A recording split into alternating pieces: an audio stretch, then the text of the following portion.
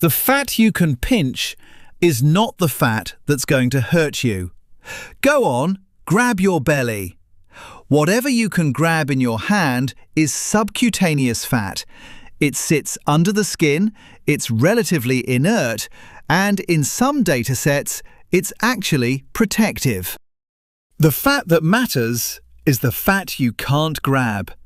It's behind the abdominal wall, packed around your liver, your intestines, your pancreas. It's called visceral fat. And it doesn't behave like storage, it behaves like an organ that's gone wrong. Here's what makes it different: where it drains. Subcutaneous fat releases fatty acids into your general circulation, where they get diluted across your whole bloodstream. Visceral fat drains into the portal vein, a direct line into your liver. So your liver takes a concentrated stream of free fatty acids and inflammatory signals that never gets diluted first. That's the portal hypothesis.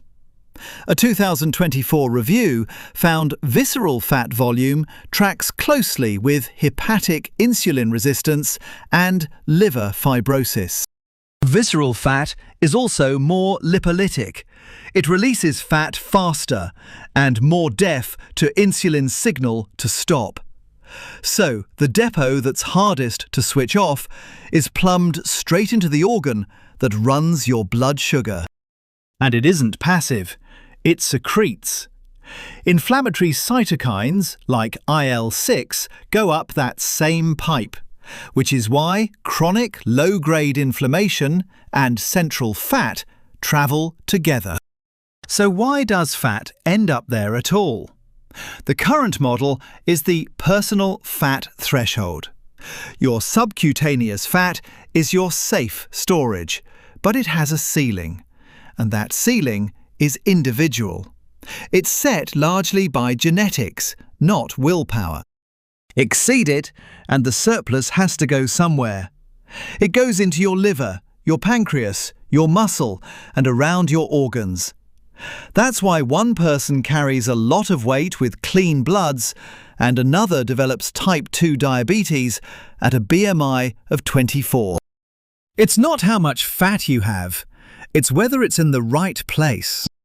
Now, let me be straight with you about the evidence. Visceral fat is unambiguously a marker of risk. Whether it is the cause is less settled. It may partly be smoke rather than fire, a visible signal that your safe storage has failed. But the causal evidence isn't nothing. A 2017 JAMA paper used Mendelian randomization genetic variants that push fat toward the abdomen. A 1 standard deviation genetic shift carried an odds ratio of 1.77 for type 2 diabetes and 1.46 for coronary heart disease. Genes are randomized at conception. That's about as close to a causal experiment as we get in humans.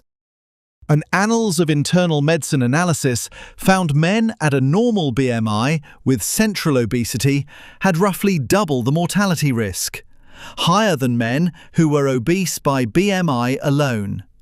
Thin outside, fat inside. The phenotype routine screening misses completely.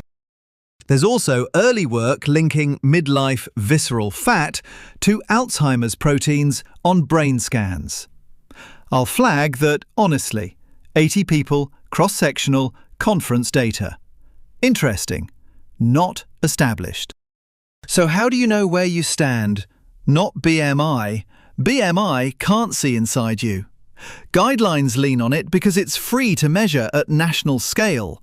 But the mechanistic literature has been pointing at fat distribution for 20 years. Use waist-to-height ratio. Measure your waist at the navel, divide by your height, same units. Under 0.5. A systematic review found that boundary held up across sexes and ethnic groups. Half your height. That's the whole rule. Now the useful part. Visceral fat is far more metabolically active than the fat under your skin, which cuts both ways. It's dangerous and it's the first to move. 4 things with real evidence behind them. 1. Aerobic exercise. Meta-analyses show it reduces visceral fat even when the scale doesn't budge. You can lose this fat without losing weight. Resistance training is excellent for other reasons for this specific depot. Aerobic work leads. 2. Liquid sugar. In a 6-month randomized trial, a litre of regular cola a day raised visceral fat by roughly a quarter and liver fat by over 130% versus milk, diet cola or water, with no significant difference in total fat mass. 3. Sleep. In a controlled crossover study, 2 weeks at 4 hours a night raised visceral fat around 11%. Only 12 people, small, but they packed on visceral fat while barely gaining weight. Sleep debt redistributes fat inward. 4. Stress.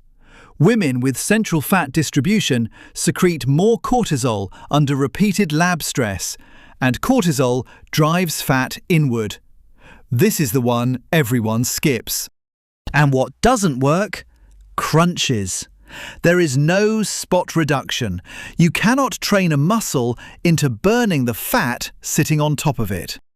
Here's what I want you to take away. You cannot see this fat. Your mirror won't tell you. Your scale won't tell you. You can be lean and still be carrying it. But it responds fast to things already within reach. A walk, a night's sleep, swapping one drink. Measure your waist, divide by your height, then go for a walk. Stick with it. Please like and subscribe.